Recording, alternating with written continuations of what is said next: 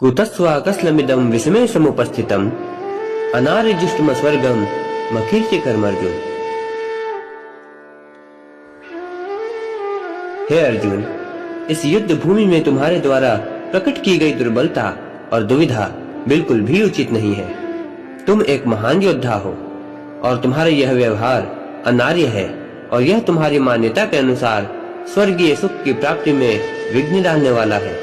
इस प्रकार का शोक तुम्हारी कीर्ति को भी नष्ट कर देंगे। क्लेब्यमास्मगमा पार्थ नेतत्युपपद्धते क्षुद्रम हृदय दौर्बल्यम तत्त्वोत्तिष्ठ परंतप। हे पार्थ, धर्म और अधर्म के इस संघर्ष की निर्णायक घड़ी में नपुंसक न बनो पार्थ, यह तुम्हें शोभा नहीं देती।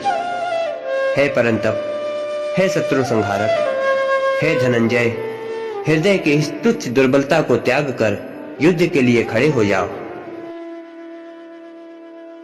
खड़ा कैसे हो जाऊं मधुसूदन? खड़ा कैसे हो जाऊं? पितामह का वध करने के लिए खड़ा कैसे हो जाऊं? गुरु श्रेष्ठ पर प्रहार करने के लिए खड़ा कैसे हो जाऊं? जो मेरे लिए पूजनीय है उनसे युद्ध कैसे करूं? जिन गुरुओं ने मुझे विजय का मंत्र सिखाया उन्हें पराजित करने के लिए कैसे खड़ा हो जाऊं? इन महापुरुषों पर हाथ उठाने से कहीं अच्छा है कि मैं ये हाथ भिक्षा के लिए फैलाऊं। भिक्षा में मिली हुई रोटी इन महापुरुषों के रक्त से सनी भी नहीं होगी। हे ऋषिकेश, मैं तो यह भी समझ नहीं पा रहा हूं कि इस युद्ध में विजय श्रेष्ठ है या पराजय। धृतराष्ट्र पुत्र शत्रुओं की भांति मेरे सामने खड़े हैं। मैं जानता हूं उनका वध किए बिना जीना संभव नहीं है, किंतु हे केशव, उनका वध करने के उपरांत भी जीना सहज नहीं होगा। क्या वह मेरे भाई नहीं है केशव? बोलिए केशव। अवश्य है। बस इतना ही कहना है आपको?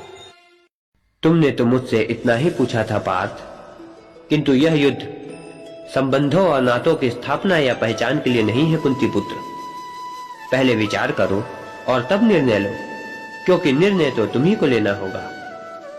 हे पार्थ, यदि तुम यह चाहते हो कि निर्णय मैं लूं और तुम इस युद्ध के उत्तरदायित्व से बच जाओ, तो ये नहीं होगा पार्थ, कदापि नहीं होगा, क्योंकि ये युद्ध भी तुम्हारा है और इस युद्ध का परिणाम भी तुम्हारा ही होगा।